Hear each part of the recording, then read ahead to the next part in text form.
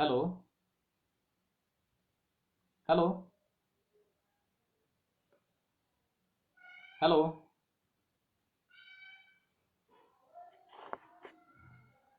Hello.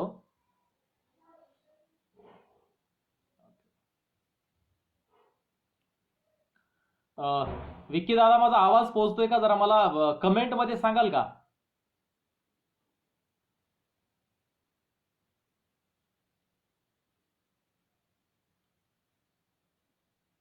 क्रांतीसूर्य प्रतिष्ठान. Okay. Vicky दादा, माझा आवाज पोहोचतोय का? मला जरा कमेंट मध्ये सांगा.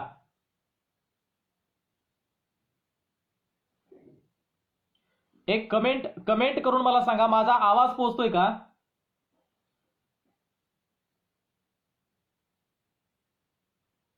हॅलो. माझा आवाज पोहोचतोय? तुमच्यापर्यंत जर माझा आवाज पोहोचत असेल तर मला जरा कमेंट मध्ये सांगा प्लीज.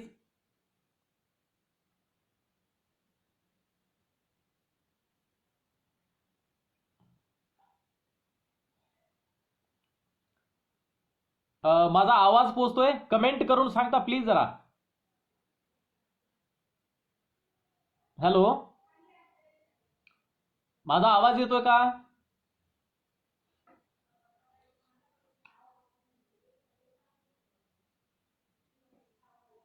हॅलो. किशोरजी, आपण कमेंट करा जरा. मला माझा आवाज पोहोचतोय का तेवढी कमेंट करा.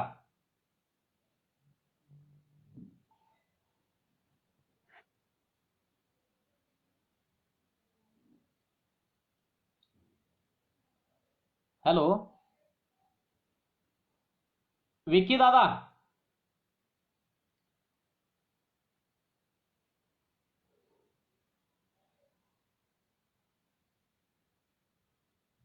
हॅलो.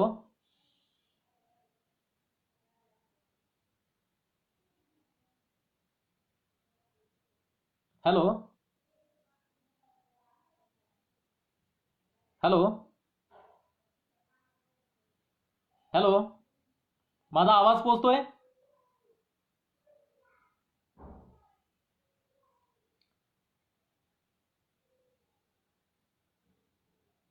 माझा आवाज येतो का? जरा कमेंट करा.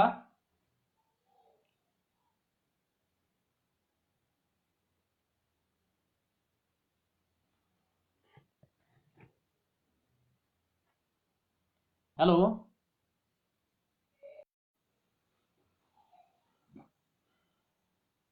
चला, तर आज आपण या ठिकाणी सुरुवात करूयात. मी प्राचार्य डॉक्टर पांडुरंग सुतार, जीवनदीप कला वाणिज्य विज्ञान संगणकशास्त्र आणि व्यवस्थापन शास्त्र या महाविद्यालयावर प्राचार्य म्हणून काम पाहतोय. आज या ठिकाणी साहित्यरत्न लोकशाहीर सत्यशोधक अण्णाभाऊ साठे यांच्या जयंतीनिमित्त जे 101 व्याख्यानांची व्याख्यानमाला या ठिकाणी घेण्यात येत आहे, त्याचा 18वं पुष्प आपण या ठिकाणी गुंफत आहोत आणि त्या संबंधात मी या ठिकाणी आपणा सर्वांशी संवाद साधत आहे. जगाला शांतीचा, समतेचा आणि महाकरुणेचा संदेश देणारे महाकरुणिक तथागत भगवान गौतम बुद्ध दोन कर्तबगार छत्रपती घडवून एक आई काय करू शकते हे केवळ तुम्हाला आम्हाला नव्हे तर उभ्या जगाला ज्यांनी दाखवून दिलं, त्या राजमाता राष्ट्रमाता जिजाऊ मासाहेब, ज्या मराठी मुलकाला पाचशाह्यांनी ग्रासलं होतं, त्या पाचशाह्यांच्या विरोधात तलवारीच्या टोकावर या मराठी मुलकाचं स्वराज्य ज्यांनी निर्माण केलं, ते बहुजन प्रतिपालक छत्रपती शिवाजी महाराज, स्वराज्याचे दुसरे कर्तबगार छत्रपती संभाजी महाराज, या देशातला बहुजन समजला जाणारा वर्ग अस्पृश्य म्हणून पशुतुल्य जीवन जगत आहे.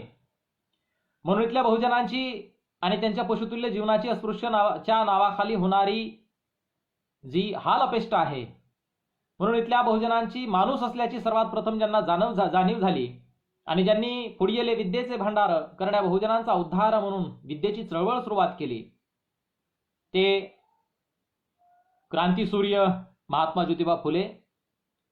महात्मा ज्योतिबा फुलेंच्या शैक्षणिक आणि सामाजिक कार्याला सबळ संरक्षण देणारे अनेक क्रांतिकारक ज्यांनी घडवले आणि इथल्या सामाजिक कार्याला संरक्षण देऊन तो सामाजिक कार्याचा जो लढा आहे तो सबळ पुढे रेटला, असे वस्ताद लहुजी साळवे.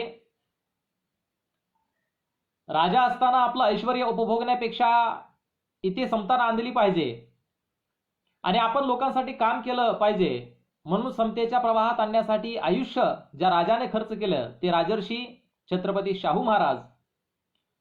आभाळानं ज्यांना पंख नाकारले होते त्यांच्या पंखामध्ये क्षितिजाच्या पलीकडे गगन भरारी घेण्याचं बळ ज्यांनी दिलं, ज्यांनी तुम्हाला आम्हाला स्वाभिमान दिला, अभिमान दिला, हक्काचा घास दिला, ते भारतीय संविधानाचे शिल्पकार बोधिसत्व विश्वरत्न डॉक्टर बाबासाहेब आंबेडकर. एक निरक्षर असताना देखील आपल्या जन्मजात प्रतिभेच्या आधारावर ज्यांनी साहित्य सह्याद्री उभा केला, त्याचप्रमाणे तमाम महापुरुषांना व मानवमुक्तीच्या लढ्यामध्ये ज्यांनी आपलं आयुष्य समर्पित केलेलं आहे त्या सर्वांना मी या ठिकाणी आपणा सर्वांसमक्ष विनम्र अभिवादन करतो.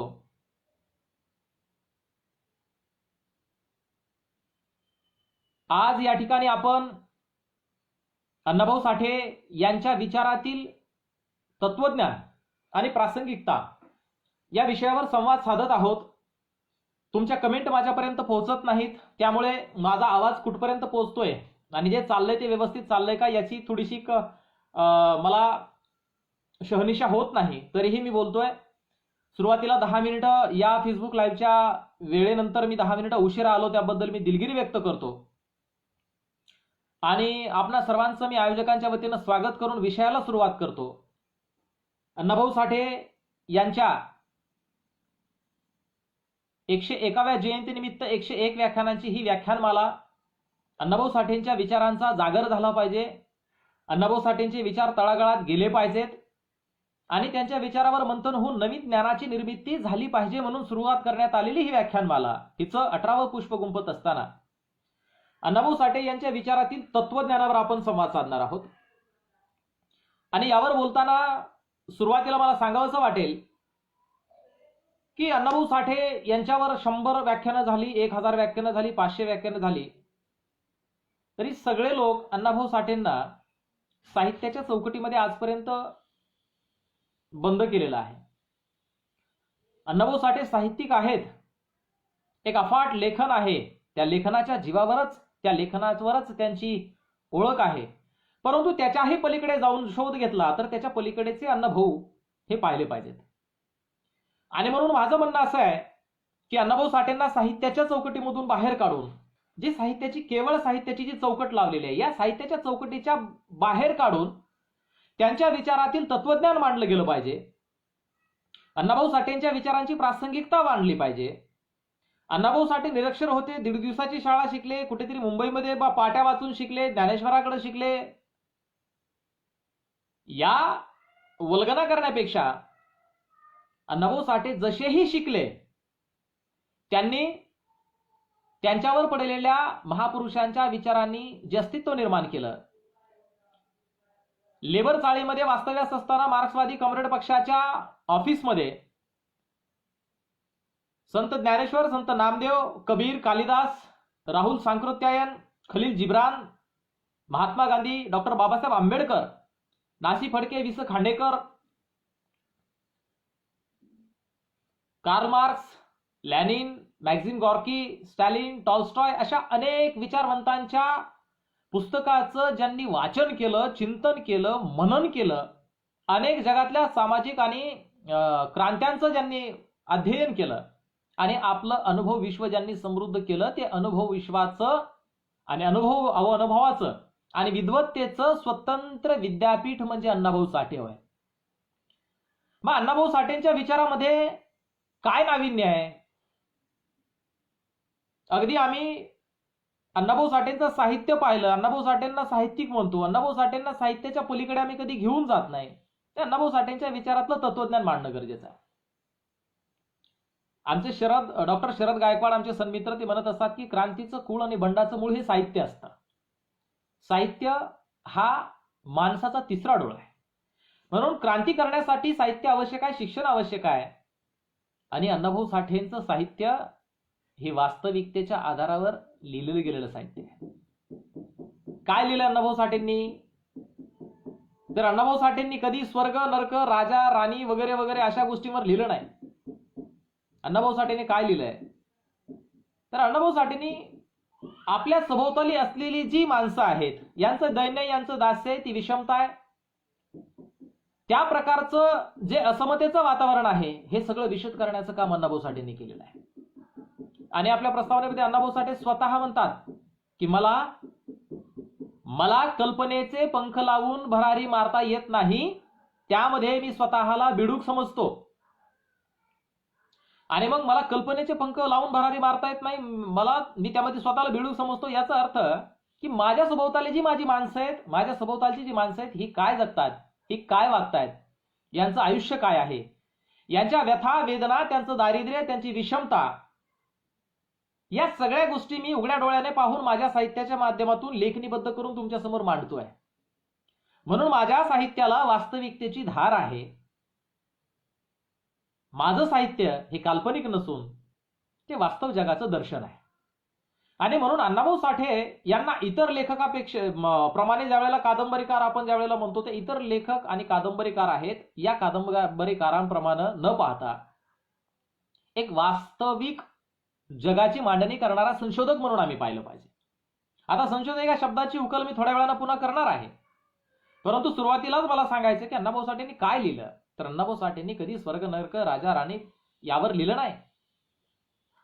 अण्णाभाऊ साठेने यथार्थ गोष्टी लिहिल्या नाही, तर अण्णाभाऊ साठेंनी काय लिहिलं, जे वास्तव आहे ते लिहिलं आहे. आणि म्हणून अण्णाभाऊ साठेंच्या लिखाणामधून, अण्णाभाऊ साठेंच्या ऍक्टिव्हिटीमधून, त्यांचे जे क्रियाकलाप आहेत, त्यांच्या आयुष्यातून जे इतर पैलू होतात, त्या इतर पैलूंची चर्चा करणं गरजेचं आहे. मग अण्णाभाऊ साठे म्हणजे काय? तर अण्णाभाऊ साठे अनेकदा सांगितलं जातं अण्णाभाऊ साठे हे वादी होते, अण्णाभाऊ साठे ते वादी होते, अण्णाभाऊ साठे मार्क्सवादी होते, साम्यवादी होते. मान्य आहे मला, कार्ल मार्क्सचा प्रभाव अण्णाभाऊ साठेवर पडलेला होता, साम्यवादाचा प्रभाव अण्णाभाऊ साठेवर पडलेला होता, प्रचंड साम्यवादी विचारांनी अण्णाभाऊ साठे भारावून गेले होते. परंतु या सगळ्या गोष्टीमधून अण्णाभाऊ साठेंनी काय केलेलं आहे? तर आपल्या अनुभव विश्वाच्या ज्या विद्यापीठामधून अण्णाभाऊ साठेंनी काय केलेलं आहे, जेही विचार त्यांनी मांडलेले आहेत, जी चळवळ त्यांनी चालवलेली आहे, त्या चळवळीच्या माध्यमातून अण्णाभाऊ साठे नावाची स्वतंत्र विचारसरणी उदयाला आलेली आहे. म्हणून आता मी ठणकावून सांगितलं पाहिजे की अण्णाभाऊ साठे हे अमुकवादी होते, तमुकवादी होते म्हणण्यापेक्षा अण्णाभाऊ साठे हा स्वतंत्रवाद आहे. मग अण्णाभाऊ साठेंच्या विचार प्रणालीचे जे काही विविध पैलू आहेत, ते पैलू आम्ही समजावून सांगितले पाहिजेत. आणि मग अण्णाभाऊ साठेंचे जे विचार आहेत, त्याच्यातलं तत्वज्ञान सांगत असताना हे पैलू सांगितले पाहिजेत. मग सामाजिक क्रांती कशावर झाली? सामाजिक क्रांतीची गरज काय होती? सामाजिक क्रांतीची गरज विषमतेला नसते नाबूद करून, विषमतेचा नायनाट करून समतेची व्यवस्था स्थापन करावी, म्हणून सामाजिक क्रांतीची या ठिकाणी जडणघडण झाली आणि सामाजिक क्रांती उदयाला आली. अण्णाभाऊ साठेंच्या संबंध आयुष्यामधून, त्यांच्या विचारामधून काय दिसतं? तर अण्णाभाऊ साठेंनी विषमतेवर प्रचंड प्रहार केलेला आहे. अण्णाभाऊ साठेंनी विषमतेच्या विरोधात दंड थोपटून इथल्या तळागाळातील शोषित वंचित घटकाला व्यवस्थेच्या विरोधात लढण्यासाठी उभं केलेलं आहे आणि व्यवस्थेवर आसूड ओढून ही व्यवस्था नसते नाबूद करण्यासाठी प्रयत्न केलेला आहे. म्हणून मग समतेचा जो पैलू आहे की अण्णाभाऊ साठेंचे विचार हे समतावादी होते. मग समतेचे पैलू आहेत, सामाजिक सिद्धांत आहेत, हे पैलू आम्ही त्या ठिकाणी सांगितले गेले पाहिजेत. अण्णाभाऊ साठे हे ज्या काळात काम करत होते, त्या काळामध्ये आम्ही सांगतो की अण्णाभाऊ साठे फक्त लिहिलं, अण्णाभाऊ साठेने अमुक केलं, आणि अनेकदा लोक सांगतात की अण्णाभाऊ साठेने तमाशा वगैरे लिहिला. खरं पाहायला गेलं तर मला त्या लोकांना प्रश्न विचारायचा आहे, हे प्रश्न कोण निर्माण करतायत? चौथ्या अण्णाभाऊ साठे साहित्य संमेलनामध्ये अजिंक्य चांदणे यांनी प्रश्न उपस्थित केला की अण्णाभाऊ साठेंच्या, मुक्ता साळवेंच्या काही गोष्टीवर लोक प्रश्न उपस्थित करतायत. ये आजादी झुटी है, देश की जनता भूकी है, या वाक्यावर प्रश्न उपस्थित करतायत. हे प्रश्न उपस्थित करणारी मंडळी कोण आहे? हे का प्रश्न उपस्थित करतायत? तर अण्णाभाऊ साठे ब्राह्मण नव्हते, अण्णाभाऊ साठे दलित होते, म्हणून अण्णाभाऊ साठेंचे ब्राह्मणाकडून त्यांचे गोडवे गायले जाण्याचा प्रश्नच उद्भवत नाही. परंतु खरं पाहायला गेलं तर बहुजन समाजानं अण्णाभाऊ साठेंना दूर का लोटावं?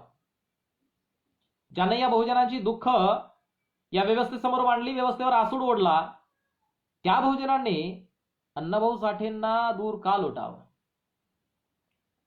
आणि खरं पाहायला गेलं तर समता पेरीत चालणारी माणसं, समतेचं तत्वज्ञान शिकवणारी माणसं, जात नष्ट झाली पाहिजे, महापुरुष जगली पाहिजेत आणि समतेचा डांगोरा पिटणारी माणसं, या माणसाने विषमतावादी धोरणात जगणं हे नक्कीच दुर्दैवी आहे. त्या फेसबुकवर एक वेळेला मी पोस्ट वाचली की अण्णाभाऊ साठे यांची जी आयुष्याची प्रतिमा आहे ती लॉंगर दॅन लाईफ अशी रंगवली जाते. तर लॉंगर दॅन लाईफ रंगवली जाते नाही महोदय. अण्णाभाऊ साठेंच्या जीवनावर, त्यांच्या कार्यावर, त्यांच्या विचारावर संशोधन होत आहे आणि त्या संशोधनामधून जे वास्तविक ज्ञान समोर येत आहे, जे पैलू समोर येत आहेत, जे सिद्धांत समोर येत आहेत, ज्या संकल्पना समोर येत आहेत, त्याच्यातून बनत चाललेली विचारसरणी तुम्हाला नकोय म्हणून तुमचा विरोध आहे.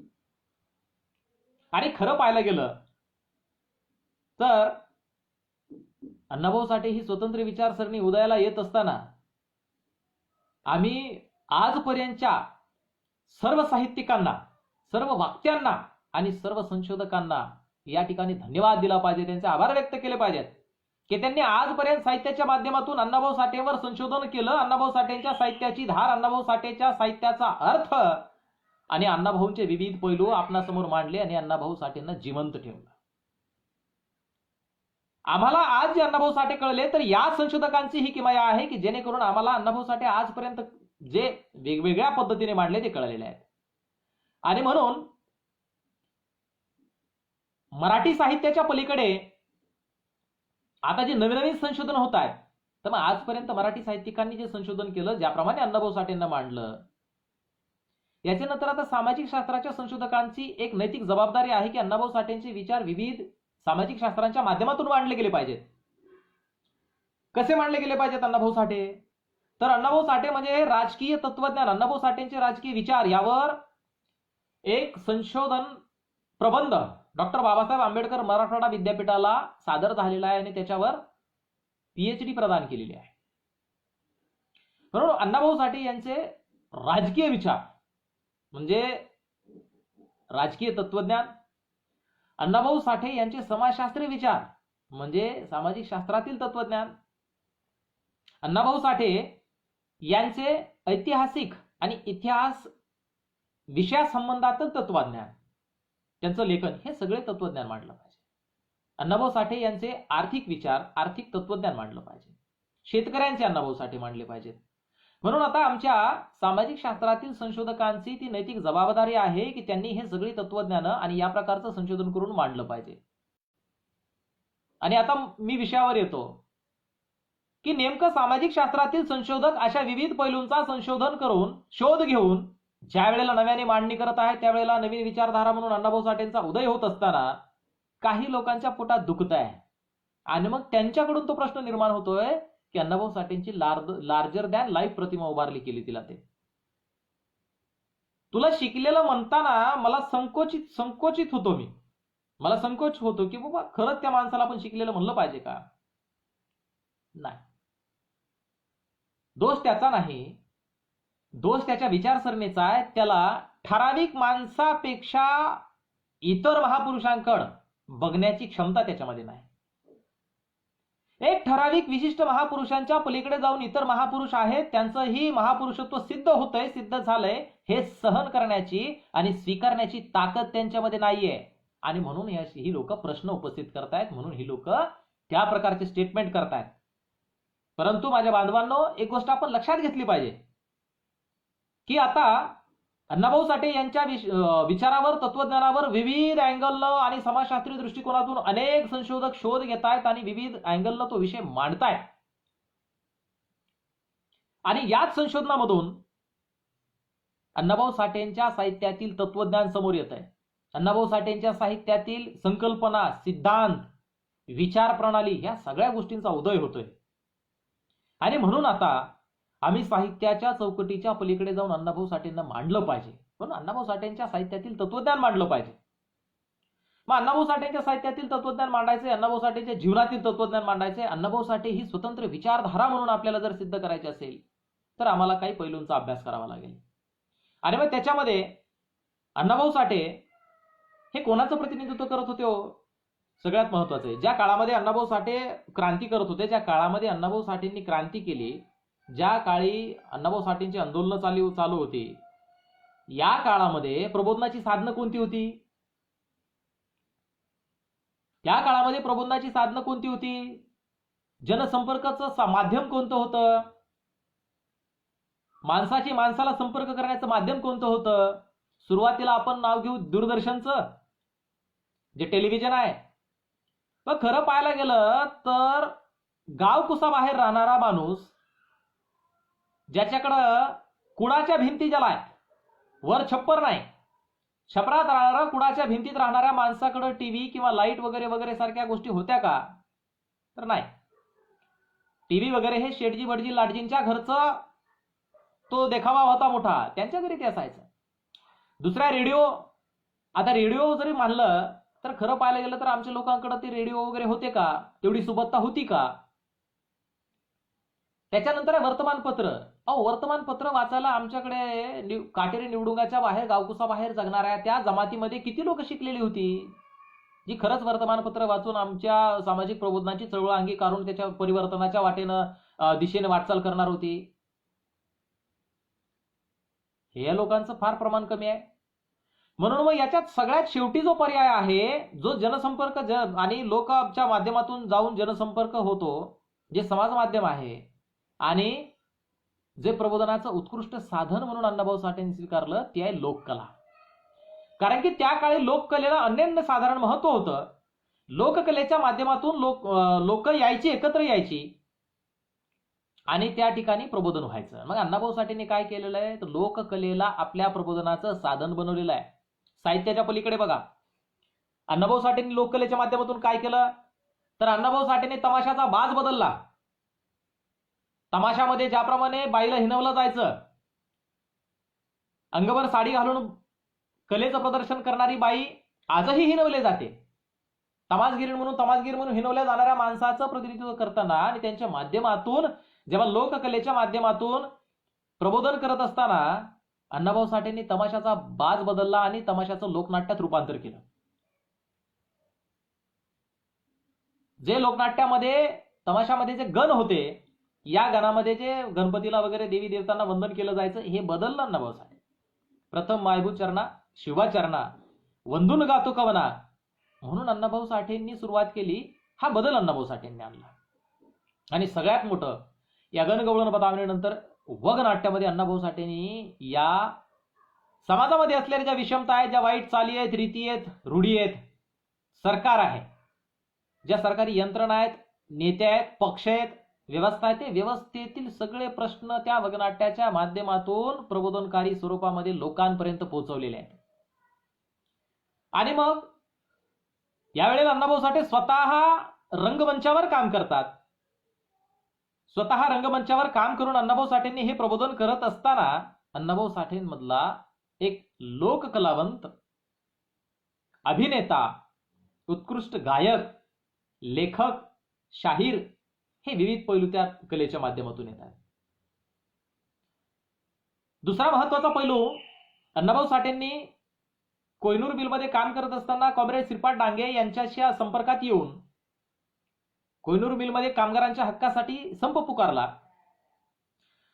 आणि मिलच्या गेटच्या समोर उभं राहून पोवाडा गाऊन कामगारांना एकत्र केलं. कामगाराच्या एकजुटीला एकत्र करून त्या ठिकाणी संप यशस्वी केला. अण्णाभाऊ साठेंनी संप यशस्वी केला, कामगारांच्या मागण्या मंजूर झाल्या. परंतु दुसऱ्या दिवशी अण्णाभाऊ साठे ज्यावेळेला मिलमध्ये गेले, त्यावेळेला मिल मालकानं अण्णाभाऊ साठेंना बाहेरचा रस्ता दाखवला. अण्णाभाऊ साठेंच्या हातचं काम गेलं. आणि मग अण्णाभाऊ साठेंनी, ज्यांच्यावर परिवाराचं ओझ आहे, ज्यांना चरितार्थ भागवायचा आहे, उपजीविका भागवायची आहे, केवळ आपलीच नव्हे तर आपल्या परिवारामध्ये असलेल्या सदस्यांच्या उपजीविकेचा प्रश्न ज्याच्या समोर वासून उभा आहे, त्या अण्णाभाऊ साठेंनी कॉम्रेड श्रीपाद डांगेचं ऑफिस गाठलं आणि त्यांना सांगितलं की तुमच्या संपामुळे माझी नोकरी गेली आहे. त्यावेळेला कॉम्रेड श्रीपाद डांगेंनी त्यांना कम्युनिस्ट पक्षाचा प्रचारक म्हणून धुरा त्यांच्या खांद्यावर दिली. यामधून झालं काय?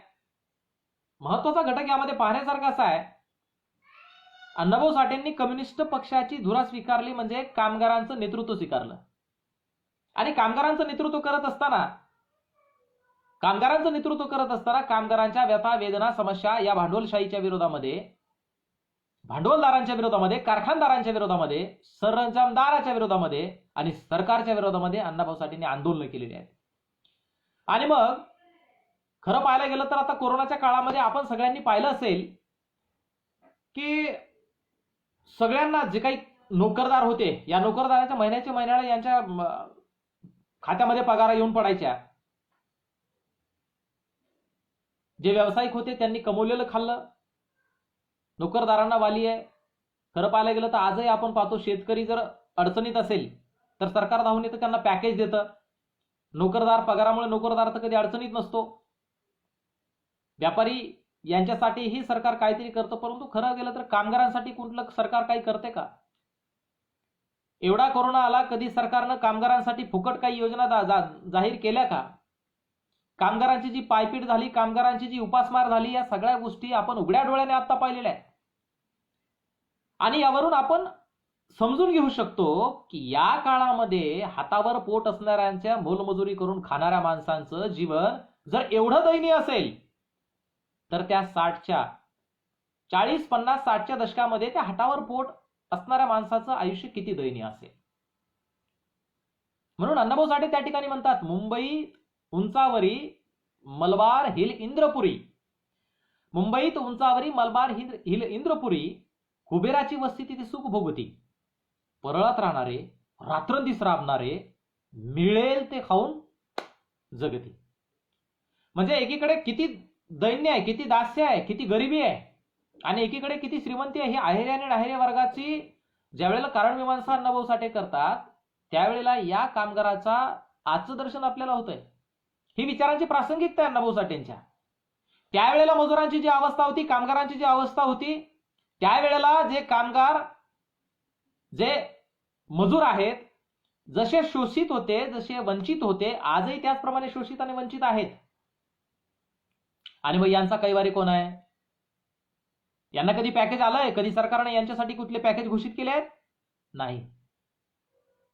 आणि म्हणून त्या कामगारांचं नेतृत्व अण्णाभाऊ साठेंनी स्वीकारलेलं आहे. त्यांच्या न्याय हक्कासाठी, त्यांच्या मागण्यांसाठी, त्यांच्या अधिकारासाठी अण्णाभाऊ साठेंनी लढा दिलेला आहे. आणि तो लढा देत असताना अण्णाभाऊ साठेंनी कामगार नेता म्हणून भूमिका पार पाडलेली आहे. ही साहित्याच्या पलीकडची बाजू आहे. मग कामगार नेता म्हणून ज्या वेळेला अण्णाभाऊ साठे भूमिका पार पाडतात, त्यावेळेला अण्णाभाऊ साठेंनी इथल्या भांडवलदाराच्या विरोधात, सरंजामदाराच्या विरोधात, गिरणी कामगार मालकांच्या विरोधात त्या ठिकाणी आंदोलन उभा केलेलं आहे. आणि त्या आंदोलनाच्या माध्यमातून कामगाराच्या न्याय हक्कासाठी लढा दिलेला आहे. म्हणून आता आम्ही कामगाराच्या न्याय हक्कासाठी लढणारा नेता पाहिला पाहिजे. यानंतर राजकीय तत्वज्ञान अण्णाभाऊ साठेंचं जर आपण पाहायचं म्हटलं तर अण्णाभाऊ साठेंनी काय केलेलं आहे? 1940 मध्ये अण्णाभाऊ साठेंनी क्रांतिसिंह नाना पाटलांच्या बंडामध्ये सहभाग घेतला. यानंतर 1942 मध्ये बर्डे गुरुजींच्या नेतृत्वाखाली गोवा मुक्ती संग्रामात अण्णाभाऊ साठेंनी सहभाग घेतला. 1942 लाच अण्णाभाऊ साठेंनी ज्यावेळेला मुंबईत वास्तव्य होतं त्यावेळेला दलित सेवक संघ नावाची एक संघटना स्थापन केली. बघा, संघटनेचे संस्थापक आहेत अण्णाभाऊ साठे. 1942 ला दलित सेवक संघ नावाची संघटना अण्णाभाऊ साठेंनी स्थापन केली. 1944 ला अण्णाभाऊ साठेंनी लाल बावटा कला पथकाची स्थापना केली. म्हणजे अण्णाभाऊ साठे हे कुठेतरी या संघटनाच्या माध्यमातून या सामाजिक कार्यात अग्रेसर असलेलं व्यक्तिमत्व म्हणून आपल्याला पाहायला मिळतं. आणि याच्यानंतर मग लाल बावटा कला पथकानं संयुक्त महाराष्ट्राच्या चळवळीमध्ये जो जोर धरला, मग संयुक्त महाराष्ट्राच्या चळवळीमध्ये अमरशेख, शाहीर गवानकर आणि अण्णाभाऊ साठे ह्या त्रयीनं महाराष्ट्र जसा पिंजून काढला, या महाराष्ट्रामध्ये जे प्रबोधन केलं, या महाराष्ट्रामधल्या माणसाला एकत्र करण्यासाठी जो लढा दिला आणि मुंबईसह संयुक्त महाराष्ट्राची निर्मिती व्हावी यासाठी जो क्रांतिकारी लढा उभारला, हा एक वेगळा दृष्टिकोन आहे. आणि म्हणून हे वेगळेपण आम्ही सांगितलं गेलं पाहिजे. संयुक्त महाराष्ट्राच्या चळवळीमध्ये काय झालं तर अमरावतीला अण्णाभाऊ साठेंना अटक झाली. अण्णाभाऊ साठे तुरुंगात होते. त्या ठिकाणी हंटरचे फटके अण्णाभाऊ साठेंना मारण्यात आले. यानंतर या संयुक्त महाराष्ट्राच्या चळवळीमध्ये सगळ्यात मोठं काम काय केलं तर नेत्यांचे जेवढे दौरे झाले नाही त्याच्यापेक्षा अधिक दौरे अण्णाभाऊ साठे, शाहीर गव्हाणकर आणि अमर शेखांचे झाले. आणि मग ज्यावेळेला महाराष्ट्राच्या मातीमध्ये अण्णाभाऊ साठे फिरत होते, ज्यावेळेला या महाराष्ट्रामध्ये संयुक्त महाराष्ट्र बनवायचा आहे म्हणून ही चळवळीमध्ये ज्यावेळेला अण्णाभाऊ साठे फिरत होते, त्यावेळेला अण्णाभाऊ साठे शेतकऱ्यांसाठीही लिहित होते आणि शेतकऱ्यांनाही एकत्र करत होते. काय म्हणायचे अण्णाभाऊ साठे? मनगट दणगट छातीत हिंमत हातात रुमन मेखीच, मनगट दणगट छातीत हिंमत हातात रुमन मेखीच, धरा रे शेता शेतावर बांधा बांधावर कड धरा रे एकीच. म्हणजे एकतेच्या लढ्यामध्ये शेतकऱ्यांना, कामगारांना, गावकऱ्यांना आणि या महाराष्ट्राच्या नागरिकाला बांधण्याचं काम अण्णाभाऊ साठे करतायत. आणि म्हणून संघटनात्मक काम करत असताना नेतृत्व करणारे जी अण्णाभाऊ साठेंची भूमिका आहे ती नेतृत्वाची भूमिका या ठिकाणी महत्वाची आहे. हा अण्णाभाऊ साठेंच्या विचारातील एक नवीन आयाम आहे. अण्णाभाऊ साठेंनी नेतृत्व केलेलं आहे. अण्णाभाऊ साठेंनी भूमिका मांडत असताना अण्णाभाऊ साठेंनी इथल्या लोकांना संघटित करण्याचे काम केलेलं आहे. आणि प्रासंगिकता जर म्हणाल, याची प्रासंगिकता म्हणाल तर आज समाज वेगवेगळ्या संघटनांमध्ये विखुरलेला आहे. ज्या व्यक्तीनं आपलं उभं आयुष्य लोकांना संघटित करण्यामध्ये घातलं, ज्या व्यक्तीनं आपलं उभं आयुष्य इथल्या शोषित वंचित पीडित वर्गाच्या दैन्य दास्य, त्यांचं दुःख, त्यांचं दारिद्र्य, त्यांच्या व्यथा वेदना व्यवस्थेसमोर मांडल्या आणि कामगारांनो तुम्ही एकत्र येऊन लढलं पाहिजे म्हणून ज्यांनी आवाहन केलं, त्या माणसाचा समाज विखुरलेला असताना, अनेक संघटनांमध्ये विखुरलेला असताना आज ही काळाची गरज आहे, प्रासंगिकता आहे की आज तो कुठेतरी एकाच छत्राखाली आला पाहिजे. आणि मग हे अण्णाभाऊ साठेंच्या लढ्यातलं तत्वज्ञान सांगितलं गेलं पाहिजे. यानंतर अण्णाभाऊ साठेंनी ज्यावेळेला 15 ऑगस्ट 1947ला भारताला स्वातंत्र्य मिळालं, 16 ऑगस्ट 1947ला अण्णाभाऊ साठेंनी विधान भवनावर प्रचंड मोठा मोर्चा काढलेला आहे आणि एक ललकारे दिलेले आहे, यह आजादी झूठी है, देश की जनता भूकी है. म्हणजे या आजादी झूठी, देश की जनता भूकी आहे, हे जे स्वातंत्र्य मिळालं आहे हे आमच्या बहुजनांचं, आमच्या कष्टकरी शोषित पीडित वर्गाचं स्वातंत्र्य नाही, तर हे शेठजी, भटजी, लाटजी वगैरे जो वर्ग आहे रे वर्गाचंही स्वातंत्र्य आहे. म्हणून ज्या वेळेला आमच्या अन्न, वस्त्र, निवारा ह्या गरजा पूर्ण होतील त्यावेळेला आम्हाला खरं स्वातंत्र्य मिळालं जाईल आणि ते आमचं खरं स्वातंत्र्य असेल असं ठणकावून व्यवस्थेला सांगणारे अण्णाभाऊ साठे आहेत. आणि म्हणून एक राजकीय तत्वज्ञानातील ही गोष्ट अण्णाभाऊ साठेच्या विचारातील नवीन तत्वज्ञान उभा करते, स्वातंत्र्याची व्याख्या करायला लावते. मग खरं पाहायला गेलं तर राज्यशास्त्राचे अभ्यासक विद्यार्थी ज्यावेळेला राज्यशास्त्राचा अभ्यास करतात त्यावेळेला काय समोर येते? राज्य, शासन आणि सरकार याचा अभ्यास करणारं शास्त्र म्हणजे राज्यशास्त्र. शासन, राजकारण यांचा अभ्यास करणारं शास्त्र म्हणजे राज्यशास्त्र. आणि मग ज्यावेळेला अण्णाभाऊ साठे हे त्या ठिकाणी राज्यव्यवस्थेचं, स्वातंत्र्याचं वर्णन करतायत, राज्यव्यवस्था कशी असली पाहिजे याचं वर्णन करतायत, तर मग ते राजकीय तत्वज्ञान होत नाहीत का? त्यांच्या विचारातील हे राजकीय तत्वज्ञान स्वीकारलं गेलं पाहिजे. यानंतर महत्वाचं म्हणजे अण्णाभाऊ साठेंनी जो आहेरे आणि नाहिरे वर्ग संघर्ष जो केलेला आहे, अण्णाभाऊ साठेंनी जे कामगाराचं प्रतिनिधित्व केलं त्या कामगाराच्या व्यथा कोणापुढे मांडल्या? भांडवलदारांपुढे. आणि मग भांडवलदारांपुढे व्यथा मांडत असताना त्यावेळेला हे दोन वर्ग आहेत, भांडवलदारांचा वर्ग आहेरे वर्ग आहे आणि कामगारांचा वर्ग नाहिरे वर्ग आहे. या दोन वर्गामधला संघर्ष जो आहे तो राज्यशास्त्रामध्ये प्रामुख्याने अभ्यासला गेलेला आहे. आहेरे आणि नाहिरे वर्गाचा संघर्ष प्रामुख्याने अभ्यासला गेलेला आहे. म्हणून हे तत्वज्ञान अण्णाभाऊ साठेंच्या विचारात आहे, त्यांनी आयुष्यभर दिलेल्या लढ्यामध्ये आहे. साहित्याच्याही पलीकडे जाऊन जर पाहिलं तर जो कामगार लढा अण्णाभाऊ साठेंनी दिलेला आहे त्याच्यामध्ये दबावगट अण्णाभाऊ साठेंनी निर्माण केलेला आहे.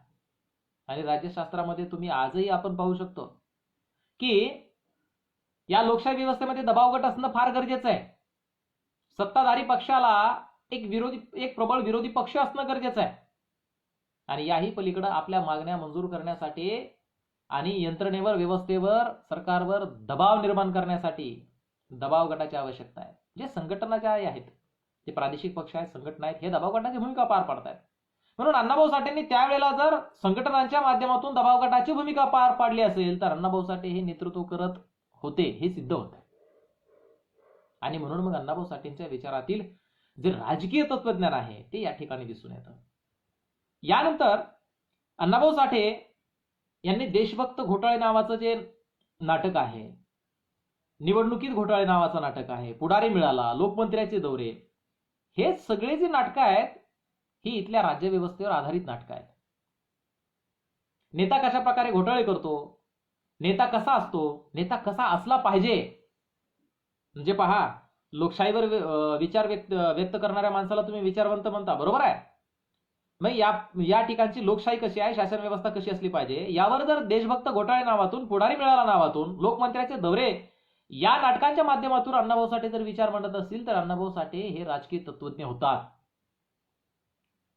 कारण की त्यांचा तो दांडगा अनुभव, त्यांचा तो अभ्यास त्या आपल्या कलाकृतीच्या माध्यमातून अण्णाभाऊ साठे मांडत आहे. आणि म्हणून अण्णाभाऊ साठे यांचं जे तत्वज्ञान आहे, यांचे जे विचार आहेत, या विचारातील हे राजकीय तत्वज्ञान या ठिकाणी आपल्याला प्रामुख्याने सांगता येईल. हे सामाजिक तत्वज्ञान आपल्याला या ठिकाणी प्रामुख्याने सांगता येईल. यानंतर अण्णाभाऊ साठेच्या साहित्यामध्ये किंवा जीवनामध्ये खरं पाहायला गेलं तर स्त्रीवाद फार मोठा आहे. आयुष्यभर त्यांनी काम करत असताना कधीही स्त्रीला बेअब्रू केलं नाही. तिच्या सौंदर्याचं वर्णन करत असताना कधी बिभत्स स्वरूपात सादर केलं नाही. अण्णाभाऊ साठेंनी जी नायिका उभारली, ती नायिका सौंदर्यवती दाखवली, ती बिभत्स स्वरूपात कधी सादर केली नाही. आणि सगळ्यात महत्वाचं म्हणजे अण्णाभाऊ साठेंनी जी नायिका दाखवली, जे नायक दाखवले, ते विद्रोही विचारसरणीचे आहेत. ते विद्रोह आहेत. ते स्वतःच्या न्याय हक्कासाठी, स्वतःच्या मागण्यासाठी व्यवस्थेवर चालून जातात, व्यवस्थेवर चाल करून जातात आणि पर्यायी एक वेळेला माणसाचा मुर्दा पाडायलाही भेट नाहीत. आपल्या अधिकारासाठी लढा देणारी ही माणसं, ही विद्रोही माणसं अण्णाभाऊ साठेंनी उभी केलेली आहेत. म्हणून अण्णाभाऊ साठेंच्या व्यवस्थेमध्ये, अण्णाभाऊ साठेंच्या विचारामध्ये विद्रोही तत्वज्ञान आहे हे सिद्ध झालं पाहिजे, हे समजून घेतलं पाहिजे. मग अण्णाभाऊ साठेंचे जे विचार आहेत ते कशावर डिपेंड आहेत? भारतीय संविधानाची चतुसूत्री काय आहे? स्वातंत्र्य, समता, न्याय आणि बंधुत्व. अण्णाभाऊ साठेंच्या विचारामध्ये हेच आहे. अण्णाभाऊ साठेंच्या विचारामध्ये स्वातंत्र्य आहे. स्वातंत्र्यासाठीच अण्णाभाऊ साठेंनी अहोरात्र आयुष्यभर लढा दिला. अण्णाभाऊ साठेंनी न्यायासाठी लढा दिला. अण्णाभाऊ साठेंनी समतेसाठी लढा दिला. आणि अण्णाभाऊ साठेंनी कधीही कुठल्या जातीचं प्रतिनिधित्व केलं नाही, वर्गाचं, कुठल्याही संप्रदायाचं प्रतिनिधित्व केलं नाही, धर्माचं प्रतिनिधित्व केलं नाही. तर या तळागाळात रुजणाऱ्या माणसाचं प्रतिनिधित्व करून अण्णाभाऊ साठेंनी, वंचिताचं प्रतिनिधित्व करून समतेचा लढा अण्णाभाऊ साठेंनी उभारलेला आहे. मग भारतीय संविधानातली चतुसूत्री जर अण्णाभाऊ साठेंच्या विचारामध्ये आपल्याला दिसत असेल तर मग अण्णाभाऊ साठेंच्या विचारामध्ये किती मोठं तत्वज्ञान लपलेलं आहे याचा शोध आता झाला पाहिजे. म्हणून आमच्या सामाजिक शास्त्रातील संशोधकांची ही जबाबदारी आहे. या सगळ्या गोष्टींचा आता आम्ही शोध घेतला पाहिजे. आणि जेवढं आम्ही शोधू तेवढं आम्हाला सापडत जाईल. शोधामध्ये सापडेल. जेवढा शोध घेतला जाईल तेवढं सापडत जाईल. आणि शोधाच्या माध्यमातून खरं पाहायला गेलं तर संशोधन हा घटक असा असतो, ज्या वेळेला स्वराज्याचे सरसेनापती प्रतापराव गुजर यांच्यावर अण्णाभाऊ साठे कादंबरी लिहित होते त्यावेळेला अण्णाभाऊ साठेंनी त्यांचा डेटा गोळा करायला, ती माहिती गोळा करायला 5 वर्ष घातलेले आहेत. 5 वर्ष घातलेले आहेत. आणि मग 5 वर्ष, आज पीएचडीचा कालावधी किती आहे? 3 वर्ष. आणि मग अण्णाभाऊ साठे जर एखादी कादंबरी लिहिण्यासाठी 5 वर्ष जर घालत असतील, 5 वर्ष त्याची माहिती संकलित करत असतील आणि मग कादंबरी लिहून ती कादंबरी जर प्रकाशित करत असतील आणि आजही त्या कादंबरीचं त्याचं जे साहित्यिक मूल्यमापन आहे, जे वाङ्मयीन मूल्यमापन आहे, या उपसंहाराच्या माध्यमातून जर वाङ्मयीन मूल्यमापन जर आपण केलं तर खरं पाहायला गेलं तर आज त्याला PhDचा थेसिस असल्याचा दर्जा प्राप्त होतो. नव्या नियमांच्या चौकटीत जरी बसत नसेल तरी त्यातली जी लेखणी आहे ही PhDच्या थेसिसच्या डेटाच्या बरोबर आहे. आणि म्हणून अण्णाभाऊ साठे हे संशोधक होतात. शिवरायांचा पोवाडा, महाराष्ट्राचा पोवाडा लिहित असताना अण्णाभाऊ साठेंनी 16व्या शतकापासून ते 20व्या शतकापर्यंतची मांडणी करत असताना जे सिद्धांत मांडले, जे ज्ञान मांडलं, ते अभ्यासपूर्ण मांडलेलं आहे. कुठल्या तरी लेखकाने मला वाटावं आणि लिहावं म्हणून मांडलेलं ज्ञान ते नाही, तर ते अभ्यासपूर्ण प्रचंड वाचन करून 16व्या शतक ते 20व्या शतक या महाराष्ट्राच्या परंपरेमध्ये, महाराष्ट्राच्या पोवाड्यामध्ये अण्णाभाऊ साठेने मांडलेलं आहे. म्हणून अण्णाभाऊ साठे हे संशोधक आहे. आणि म्हणून मी सांगतो की अण्णाभाऊ साठे यांना कल्पनेचा पंख लावून भरारी मारणारा लेखक किंवा साहित्यिक समजण्याचं कारण नाही. अण्णाभाऊ साठेंना संशोधक दृष्टी आहे, जिज्ञासा आहे, चिकित्सक दृष्टी आहे. आणि संशोधन काय सांगतं? पुराव्यांची मागणी करतं, वस्तुनिष्ठतेची मागणी करतं. संशोधनातून वस्तुनिष्ठ ज्ञान समोर येतं. आणि अण्णाभाऊ साठे स्वतः काय म्हणतात की मला कल्पनेचे पंख लावून भरारी मारता येत नाही, त्यामध्ये मी स्वतःला भिडूक समजतो. म्हणजे अण्णाभाऊ साठेंनी जे लिहिलंय ते वस्तुनिष्ठ आहे, ते सत्य आहे, ते वास्तविकतेवर आधारित आहे. आणि म्हणून त्यांच्या लिखाणातून आलेला प्रत्येक संदर्भ हा संशोधनाच्या माध्यमातून आलेला वस्तुनिष्ठ संदर्भ म्हणून मानला जातो. आणि अशा संशोधक वृत्तीच्या माणसानं लिहिलेलं जे साहित्य आहे, त्याने निर्माण केलेले विचार आहेत, ते संशोधकाचे विचार आहेत. कुठल्या अशा अर्गळ वारगळ लेखकाचे ते विचार नाही, काहीतरी मला वाटलं म्हणून लिहिलेले विचार नाही, तर वास्तविकचा धर्म असणारे ते विचार आहेत. हे तत्वज्ञान आता मांडलं गेलं पाहिजे आणि हे त्यांच्या तत्वज्ञान आहे. यानंतर शेतकऱ्यासंदर्भात अण्णाभाऊ साठे ज्या वेळेला लिहितात, शेतकऱ्यासंदर्भात अण्णाभाऊ साठे काय म्हणतात की तू मराठमोळा शेतकरी, घोंगडी शिरी, जुनी ती काठी, जुनी लंगोटी, बदल ही दुनिया सारी, उठ बदल ही दुनिया सारी. तू मराठमोळा शेतकरी, इकडे काय म्हणतात, मनगड दनगड छातीत हिंमत, हातात रुमन मेकीचं, धरारे धरारे शेता शेतावर, बांधा बांधावर कडं धरारे एकीचं. हे एकीचं कडं बांधत असतानाच इकडे शेतकऱ्यांना साथ घालत असताना अण्णाभाऊ साठे त्याच्या दयनीय अवस्थेबद्दल बोलतात की तू मराठमोळा शेतकरी, घोंगडी शिरी, जुनी ती काठी, जुनी लंगोटी, बदल ही दुनिया सारी, चल बदल ही दुनिया सारी. म्हणजे शेतकऱ्याला दुनिया बदलण्यासाठी, परिवर्तन करण्यासाठी अण्णाभाऊ साठे मार्ग दाखवतात. आणि हा मार्ग काय अण्णाभाऊ साठेंनी कुठेतरी असं लिहून असं फक्त पाठवलं असं नाही, तर अण्णाभाऊ साठेंनी महाराष्ट्राचा दौरा करून, संबंध महाराष्ट्रामध्ये फिरून, संबंध महाराष्ट्रातल्या शेतकऱ्यासमोर ती बाब मांडलेली आहे. दौलतीच्या सर्जा हाकदे सर्जा, दौलतीच्या राजा हाकदे सर्जा, शिवारी चला, हे अण्णाभाऊ साठेंनी मांडलेलं आहे. अण्णाभाऊ साठे काय म्हणतात की आमच्या घरात गाण्याची शेती, आमच्या घरात गाण्याची शेती, शेती ती सदा बहरती, डप तुंतुण्याचे आम्ही धनी, सदा मैदानी. बघा, शेतकरी आपण म्हणतो की नाही, मी शेतकरी आहे, फार अभिमानाने स्वाभिमानाने शेतकरी म्हणतो, पण शेतकऱ्यांमध्ये ज्या वेळेला अण्णाभाऊ साठे जाऊन काम करतात, शेतकऱ्यांना सांगतात, त्यावेळेला शेतकऱ्यांसंदर्भात अण्णाभाऊ साठे म्हणतात की आमच्या घरात गाण्याची शेती आहे. आम्ही शेतकरी आहेत, पण कशाचे आहेत? आमच्या घरात गाण्याची शेती आहे, विचारांची शेती आहे. आणि शेती ती सदा बहरती, ही सदा बहरत जाते. दररोज याला नवीन नवीन विचार फुटतात, नवीन पालवी फुटते, नवीन फळं येतात आणि नवीन सिद्धांत जन्माला येतात. म्हणून ही सदा बहरत असलेली आमच्याकडे शेती आहे. डफ तुंतुण्याचे आम्ही धनी आहेत, आमच्याकडे माल दुसरा काही नाही, आमच्याकडे एक डफ आहे, एक तुंतुन आहे. आणि त्या डपाच्या आणि तुंतुण्याच्या जीवावर आमची क्रांती सुरू होते. आमच्या परिवर्तनाचा विचार ज्या ठिकाणी पेरला जातो, आमचं तिफन काय? डफ, तुंतुन आणि आमचं गाणं. आणि शेती ती सदा बहरती, डप तुंतुण्याचे आम्ही धनी, सदा मैदानी. म्हणून आम्ही कसले शेतकरी आहेत? तर सदा इतरांच्या, शोषितांच्या, वंचितांच्या न्याय हक्कासाठी, त्यांच्या मागण्यासाठी मैदानी उतरलेली आम्ही माणसं आहेत. आम्ही असे शेतकरी आहेत की सदैव मैदानी आहेत. म्हणून इथल्या शेतकऱ्यांना ह्या चेतना दिलेल्या आहेत की उठ, जागा हो, तुझ्या हक्कासाठी भांड, मैदानात ये, व्यवस्थेवर चालून जा, व्यवस्थेला प्रश्न विचार. हे सांगणारे अण्णाभाऊ साठे शेतकऱ्यांचे नेते आहेत. त्यांच्या विचारातील शेतकरी विचार सांगितले गेले पाहिजे. अण्णाभाऊ साठे त्याच्यामध्ये लिहितात की संधी लय नामी आली औंदा, सावकारकीचा कुंदा पार करायचा. अरे अण्णाभाऊ साठे म्हणजे सावकारकी जी आहे ती जी कीड लागलेली आहे, सावकारकीचा विखारी कुंदा आहे, हा विखारी कुंदा काढून टाकण्यासाठी संधी आलेली म्हणून कामगारांना सांगतायत, शेतकऱ्यांना सांगतायत. आणि शेतकऱ्यांचं जीवन समृद्ध करण्यासाठी अण्णाभाऊ साठे याच्याही पलीकडे काय सांगतायत की तळी विहिरी कालवे खोदू, पाणी धरणं, शिवारात साऱ्या पाणी जिळू.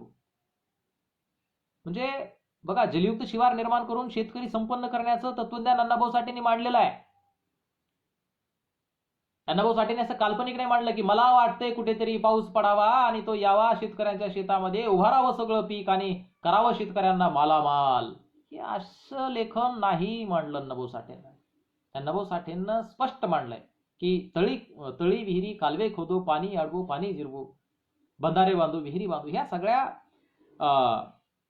जे काही अण्णाभाऊ साठेंनी मांडलेले आहे ते शेतकऱ्यासंदर्भातले विचार, अण्णाभाऊ साठेंचे शेतकऱ्यांच्या संदर्भातील तत्वज्ञान हे समोर आलं पाहिजे आणि हे आता वास्तविकतेने हे मांडलं गेलं पाहिजे. यानंतर अण्णाभाऊ साठेंचा विद्रोह जे आपण पाहतो की अण्णाभाऊ साठेंची सगळी पात्र विद्रोही आहेत, अण्णाभाऊ साठे स्वतः विद्रोही आहेत आणि आयुष्यभर ज्यांनी तत्वांशी तडजोड केली नाही, ज्यांनी विचार बांधील ठेवले नाही, ज्यांनी स्वतःच्या तत्वाला आयुष्याची बाजी म्हणून कधीही त्याच्याशी तडजोड केली नाही, ते अण्णाभाऊ साठे. हे विद्रोही विचाराचे आहे, प्रत्येक पात्र विद्रोही विचाराचा आहे आणि अण्णाभाऊ साठेचा लढा ही विद्रोहाचा आहे. म्हणून विद्रोहाचा, अण्णाभाऊ साठेंच्या विचारातील विद्रोहाचं तत्वज्ञान आम्ही मांडलं पाहिजे की विद्रोह कसा असतो, काय असायला पाहिजे. खरं गेलं पाहिजे तर आज महाराष्ट्रामध्ये आम्ही मोठ्या प्रमाणामध्ये ज्या वेळेला अन्याय अत्याचाराची मालिका पाहतो, या अन्याय अत्याचाराच्या मालिकेमध्ये अनेकदा समाज बांधव, आमच्या आया बहिणी ज्या वेळेला त्या अन्यायाच्या बळी जातात, त्यावेळेला आम्हाला अण्णाभाऊ साठेंचं तत्वज्ञान आठवलं पाहिजे, आम्ही अंगीकारलं पाहिजे.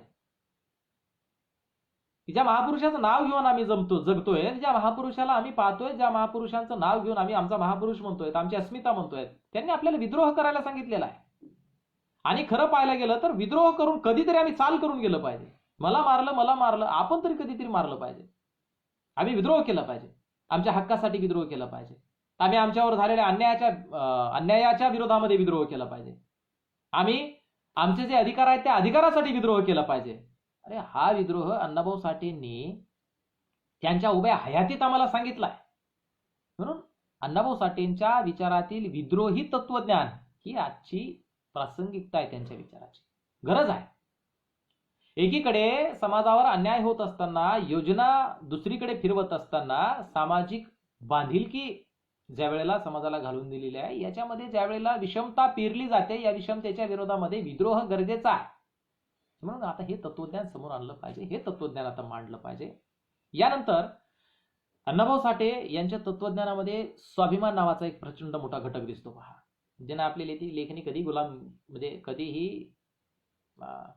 ज्याने लेखणी कधी कुणाशी बांधील केली नाही, हा स्वाभिमान अण्णाभाऊ साठेंच्या तत्वज्ञानाचा फार मोठा एक घटक आहे. आम्ही नेहमी उदाहरण ऐकतो ना, पंडित जवाहरलाल नेहरू रशियामध्ये गेले, तिथे त्यांना प्रश्न विचारला अण्णाभाऊ साठे कोण होते. अरे मी पुन्हा पुन्हा सांगणार नाही, कारण की 101 व्याख्यानांच्या मालिकामध्ये या सगळ्या गोष्टींचा परत परत उल्लेख होणार आहे. मग पंडित जवाहरलाल नेहरूंनी विचारल्यानंतर Annabhau Sathe is the Maxim Gorky of Maharashtra, हे सगळी प्रकरणं तुम्हाला सांगणार आहे. मी याच्या पलीकडला घटक जो मला महत्वाचा सांगायचा आहे तो की अण्णाभाऊ साठेंचा तो स्वाभिमान आहे, तो केवळ पंडित नेहरूंना इथे भेटायला या म्हणणारा नाही, तर पंडित नेहरूंना काळे झेंडे दाखवणारा, महाराष्ट्रात आल्यानंतर त्यांना रायगडाच्या पायथ्याशी काळे झेंडे दाखवणारा स्वाभिमान अण्णाभाऊ साठेंकडे आहे.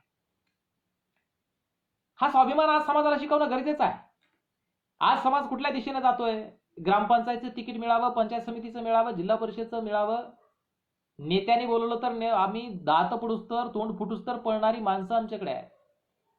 मंत्रीपद मिळावं म्हणून अख्खा समाज, विचारसरणी, तत्व वगैरे वगैरे सगळं एखाद्या पक्षाच्या दावणीला बांधणारी माणसं आहेत. परंतु प्रधानमंत्र्याला भेट नाकारलेला महापुरुष, ज्याला तुम्ही आम्ही अस्मिता म्हणतो, त्यांचे विचार आमच्या डोक्यात घेतले पाहिजे. या छोट्या मोठ्या तिकिटासाठी आम्ही न राहता आमचा न्याय, आमचा हक्क काय, आमचा न्याय काय, आमिषे दाखवलेली ती आमिष कधी आमच्या महापुरुषांनी स्वीकारली नाही. या आमिषाला आम्ही का बळी पडतोय? स्वार्थी राजकारणाच्या पलीकडे देखील आम्ही सामाजिक राजकारण केलं पाहिजे, या गोष्टीचा विचार झाला पाहिजे. आणि हे तत्वज्ञान, विद्रोही तत्वज्ञान, हे स्वाभिमानाचं तत्वज्ञान अण्णाभाऊ साठेंच्या विचारात आहे, जे सांगितलं गेलं पाहिजे, ज्यांची चर्चा झाली पाहिजे आणि आमच्या समाजानं त्याला स्वीकारलं पाहिजे. समाज ही संकल्पना कुठल्या जातीशी संबंधित नाही महोदय. त्यामुळं समाज हा मानवी समाज आहे. मानवी समाजानं हे तत्वज्ञान स्वीकारलं पाहिजे.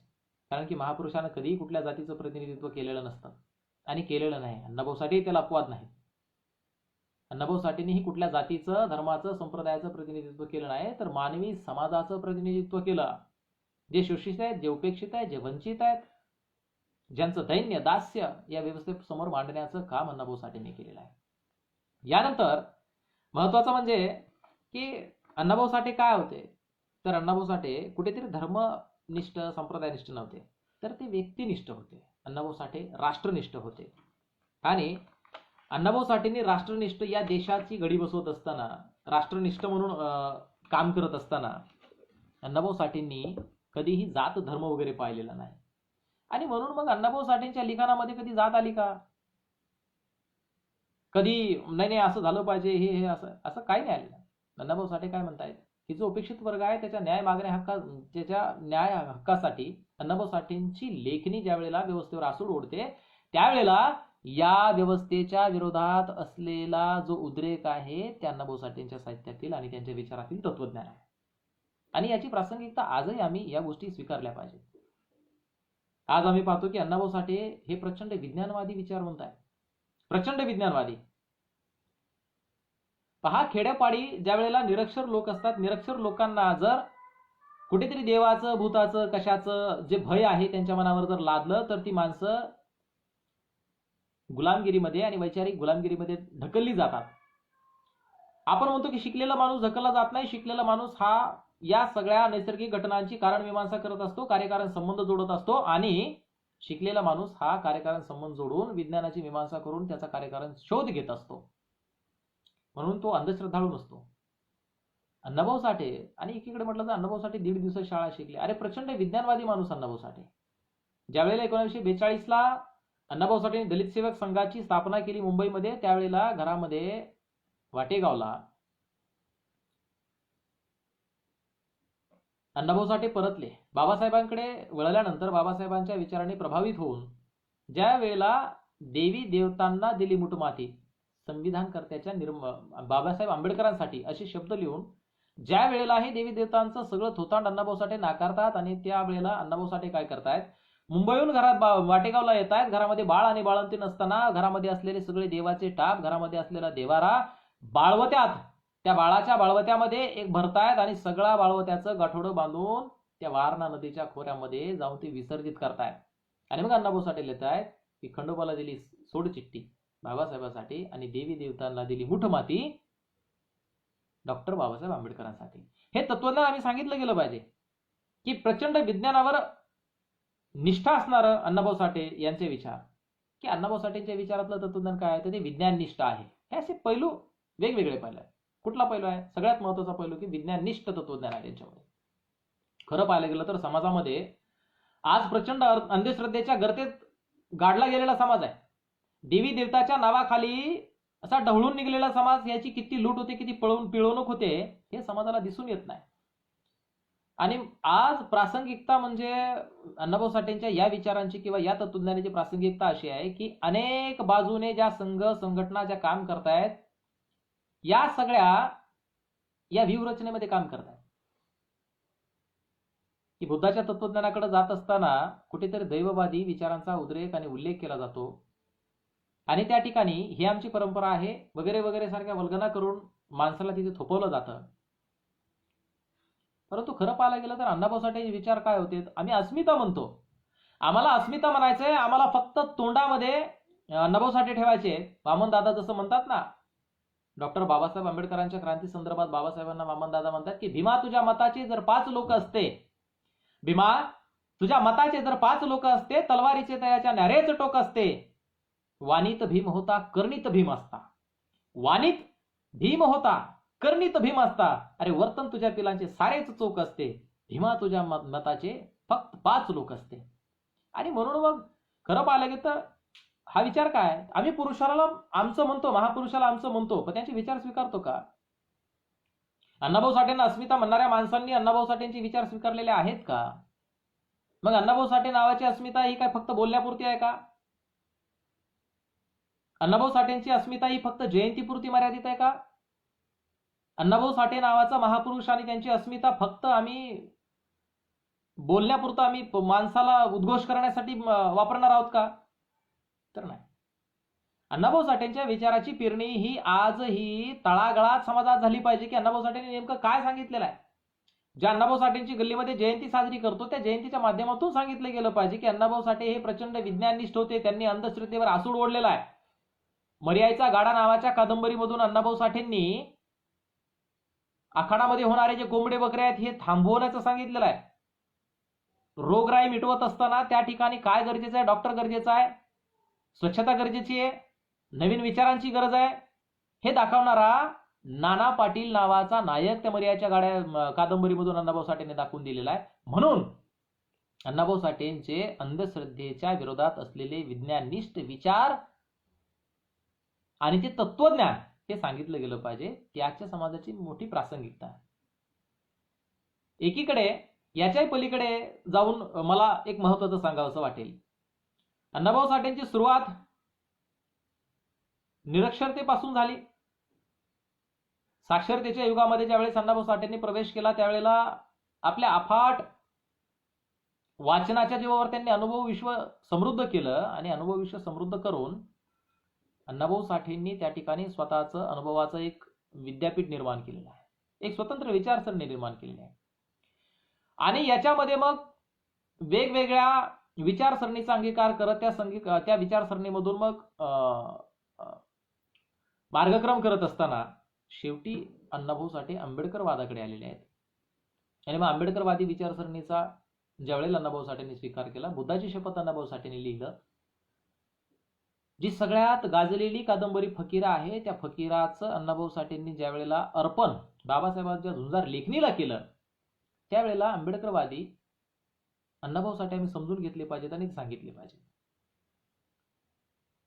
आणि म्हणून अनेकदा बोललं जातं की समाजामध्ये बघा आता लहुजी साळवे यांना वेगळ्या पद्धतीने सादर केलं जात आहे. हे टिळा लावणारे लहुजी साळवे वगैरे पाहिजेत वगैरे वगैरे, असलं काय नाही. लहुजी साळवे यांनी महात्मा फुलेंच्या चळवळीला अभय दिलं, संरक्षण दिलं.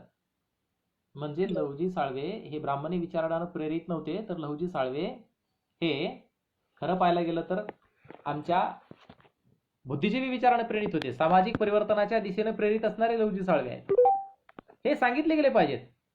आणि म्हणून लहुजी साळवे ज्यावेळेला आम्ही सांगतो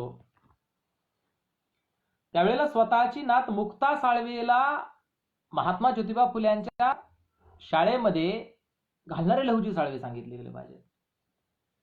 जर खरंच लहुजी साळवे कर्मकांडी असते, ते असे त्यांचं ब्राह्मणीकरण जसं केलं जातं, जसं देवीकरण केलं जातं त्या प्रकारचे असते, तर त्यांनी कर्मकांडाचं पाप म्हणून मुक्ता साळवेला कधीच महात्मा फुलेंच्या शाळेत घातलं नसतं.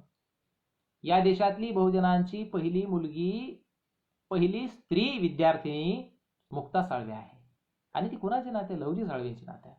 मग लहुजी साळवेंच्या विचारामध्ये जे काही नाविन्य आहे, जे काही महात्मा फुलेंच्या विचारांशी त्यांची जी संगती आहे ही सांगितली गेली पाहिजे. आणि हीच विचारसरणी कुठेतरी अण्णाभाऊ साठेंच्या विचारसरणीशी जुळते एकीकडे येऊन. म्हणून विचारांची जी तफावत आहे, तत्वज्ञानातली जी तफावत आहे, तत्वज्ञानातली तफावत बंद केली पाहिजे. ती कुठेतरी जी दाखवण्याचा प्रयत्न करतोय तर तो दाखवण्याचा प्रयत्न आता हाणून पाडला पाहिजे. आणि लहुजी साळवेंच्या आणि अण्णाभाऊ साठेंच्या समतावादी आणि सामाजिक परिवर्तनाच्या दिशेने जाणाऱ्या विचारांचं तत्वज्ञान सांगितलं पाहिजे, त्यातलं साम्य सांगितलं गेलं पाहिजे. यानंतर मला महत्वाचं या ठिकाणी सांगायचं आहे की अण्णाभाऊ साठेंनी विज्ञान निष्ठ असण्याचं सगळ्यात मोठं आम्ही नेहमी सांगतो की अण्णाभाऊ साठेंनी सांगितलं की पृथ्वी शेषनागाच्या मस्तकावर तरलेली नसून ती दलित श्रमिक कामगारांच्या तळ हातावर तरलेली आहे.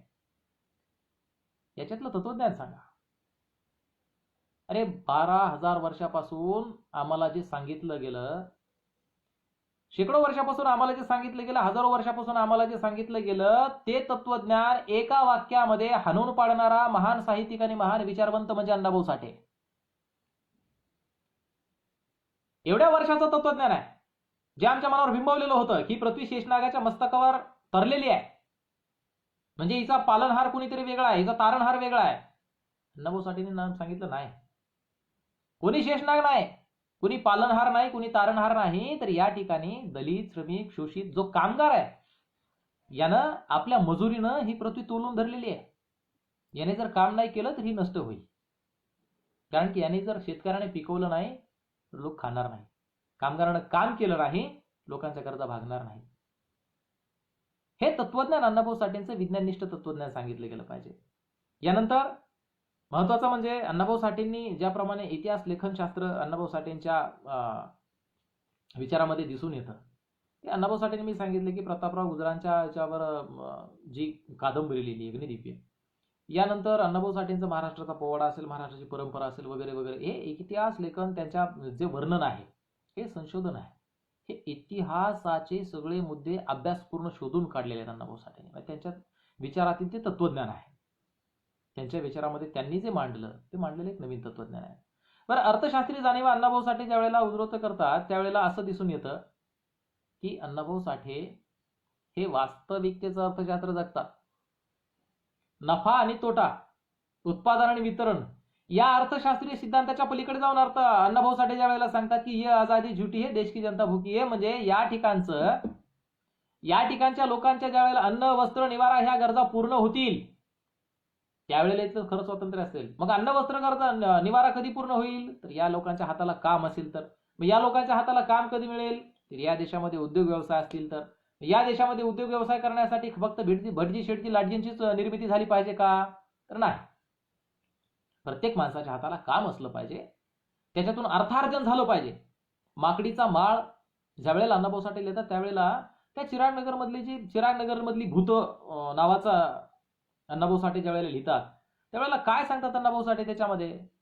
तर या ठिकाणी ही लोक बकाल आहेत, यांच्यावर प्रचंड अन्याय झालेला आहे, यांना शिक्षण नाही, शासनाची सुविधा नाही, शासनाचं कसलंच लक्ष यांच्याकडे नाही, यांना शिक्षित करून स्वयंभू करण्याची कुठलीही यंत्रणा कार्यरत नाही, म्हणून ही लोक व्यसनाधीन झालेली आहेत, गुन्हेगारीकडे वळलेली आहेत, गुंड झालेले आहेत. शिक्षण नसल्यामुळे बरं वाईट यातला फरक करण्याची क्षमता यांची नाही, आणि म्हणून एकमेकाचा मुर्दा पाडणारी, गुन्हा करणारी व्यसनाधीन मंडळी म्हणजे चिरागनगरची भूत आहेत. बघा, अर्थशास्त्रीय सिद्धांत काय म्हणतो? दारिद्र्यातून लोकसंख्या वाढली की दारिद्र्य वाढतं, दारिद्र्य वाढलं की बेकारी वाढते, बेकारी वाढली लोकांच्या हातचं काम. हा जो सगळा सिद्धांत दारिद्र्याचा हा कशामध्ये आहे? लोकसंख्येमध्ये. तर लोकसंख्या वाढली की मग दारिद्र्य वाढतं शेवटी. हे अण्णाभाऊ साठे चिरागनगरचं भूत याच्यामधून सांगून दिलंय. म्हणून मग अर्थशास्त्रीय जाणीवा अण्णाभाऊ साठे मांडत असताना त्यांच्या अर्थशास्त्रीय जाणीवामध्ये एक स्वतंत्र त्यांचं तत्वज्ञान आहे, जे सिद्धांताच्या पलीकडे जाऊन अण्णाभाऊ साठे सांगतात. आजही आपण पाहतो, प्रासंगिकतेच्या जर माध्यमातून आपण बघितलं तर अण्णाभाऊ साठे त्यावेळेला म्हणतात की बैल टाटा बिर्ला दोन मानेवरती शिवाळ घेऊन, छकडावरती जीव लावून थेट लंडनच्या मार्गाने.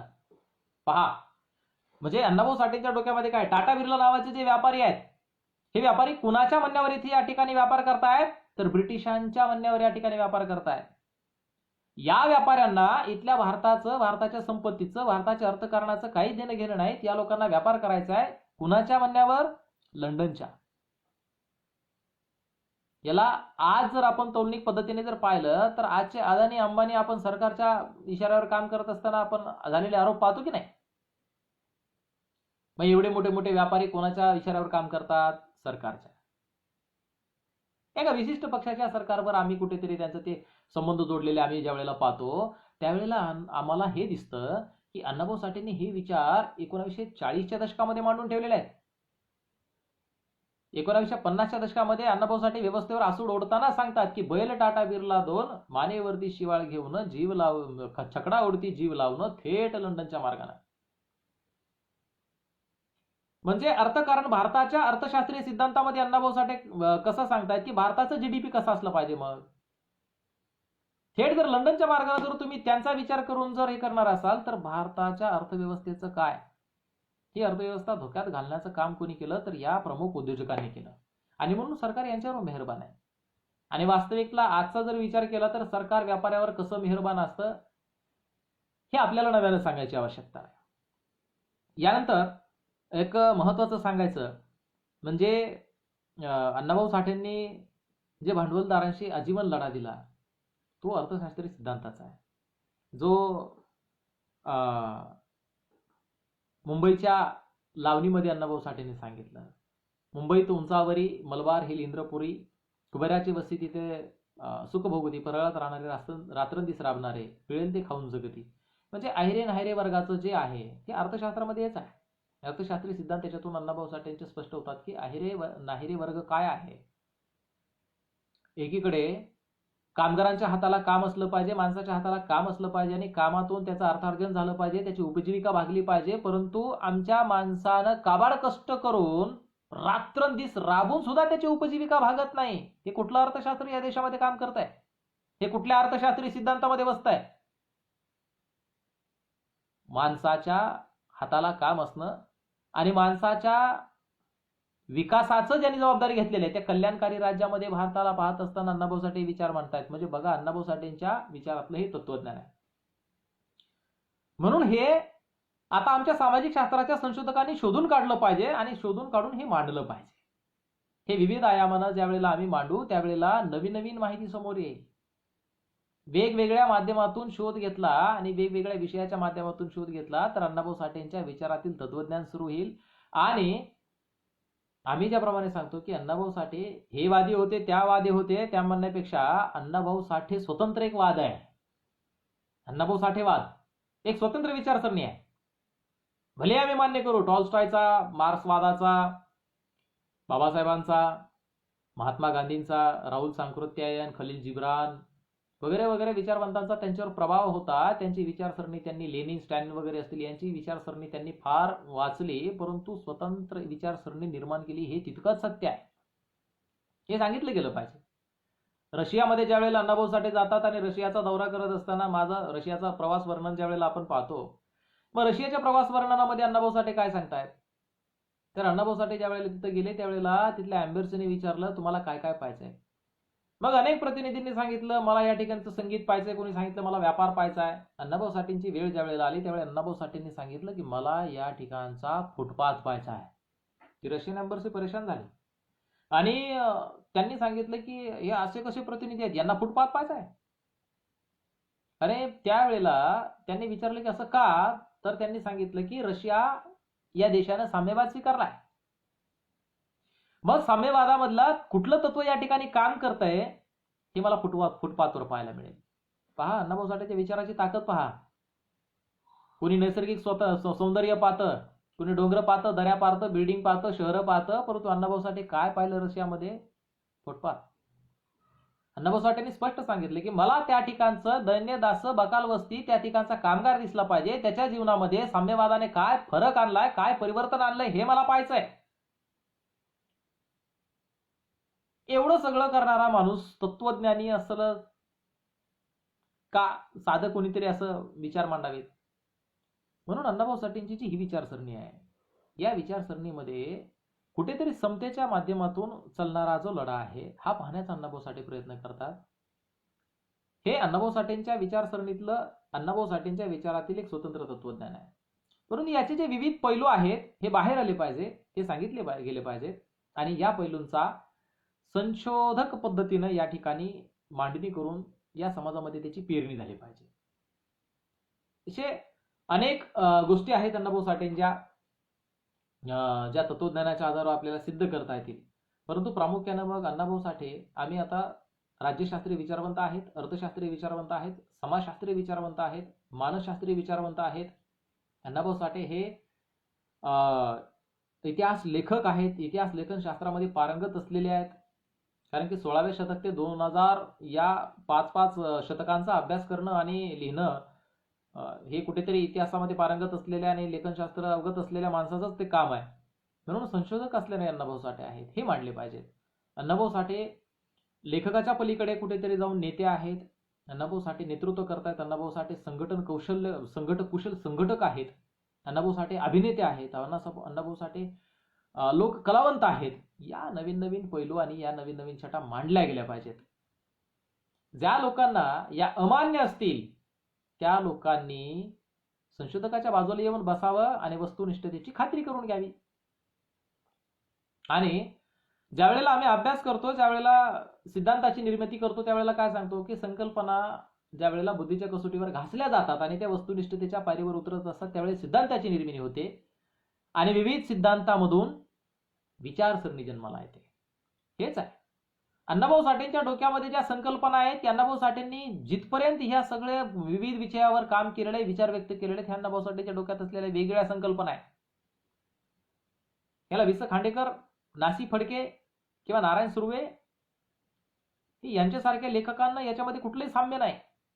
तत्कालीन लेखक आहेत. अण्णाभाऊ साठेंच्या वेळेचे हे लेखक आहेत. नारायण सुर्वेंनी अण्णाभाऊ साठेंना जे आयुष्यभर अण्णाभाऊ साठेंनी जो लढा दिला त्या लढ्यावर अण्णाभाऊ साठेंच्या अंत्यविधीमध्ये नारायण सुर्वे होतं ते त्या टंकीचा ठो आवाज होऊस तर आता तरी शांत व्हा असं म्हणणारे नारायण सुर्वे आहेत. परंतु या लेखकांच्या लेखनामध्ये वास्तव दर्प नाही. अण्णाभाऊ साठेंच्या लेखनामध्ये वास्तव दर्प आहे. हे आम्ही समजून घेतलं पाहिजे. आणि अण्णाभाऊ साठेंच्या तत्वज्ञान जे विचारसरणी आहे त्या विचारातलं तत्वज्ञान मांडलं गेलं पाहिजे. ज्या संकल्पना आहेत त्या संकल्पनातून निर्माण झालेले सिद्धांत आणि सिद्धांतातून अण्णाभाऊ साठे ही नवीन विचारसरणी उदयाला आलेली आहे. म्हणून आता आमच्या संशोधकांची, आमच्या वक्त्यांची, आमच्या नेत्यांची आणि आमच्या बुद्धिजीवी वर्गाची एक नैतिक जबाबदारी आहे की आता अण्णाभाऊ साठे नावाची विचारसरणी समाजाच्या तळागाळामध्ये पोहोचली पाहिजे. अण्णाभाऊ साठे ही स्वतंत्र विचारसरणी आहे. अण्णाभाऊ साठे वाद हे अण्णाभाऊ वाद हा लोकांना कळलं पाहिजे. जी भारतीय संविधानाची चतुसूत्री आहे, स्वातंत्र्य, समता, न्याय, बंधुत्व, ह्या सगळ्या विचारांचा अण्णाभाऊ साठेंच्या विचारसरणीशी, सिद्धांत संकल्पनाशी कसा संबंध आहे हे आता आम्ही समाजाला सांगितलं पाहिजे. एवढं सांगतो. आणि या ठिकाणी मला आमचे सन्मित्र विकी पवार यांनी आमंत्रित केलं. मला आपल्या सोलापूरच्या पेजवर बोलण्याची संधी दिली आणि मला व्यक्त होण्याची संधी दिली. आपणा सर्वांपर्यंत पोहोचवण्याचं माध्यम म्हणून त्यांनी काम केलं. मी त्यांच्या सर्व सहकार्यांचे आणि सर्व टीमचे त्यांचे मी या ठिकाणी मनपूर्वक आभार व्यक्त करतो आणि आपली रजा घेतो. जय लवजी, जय भीम, जय भारत.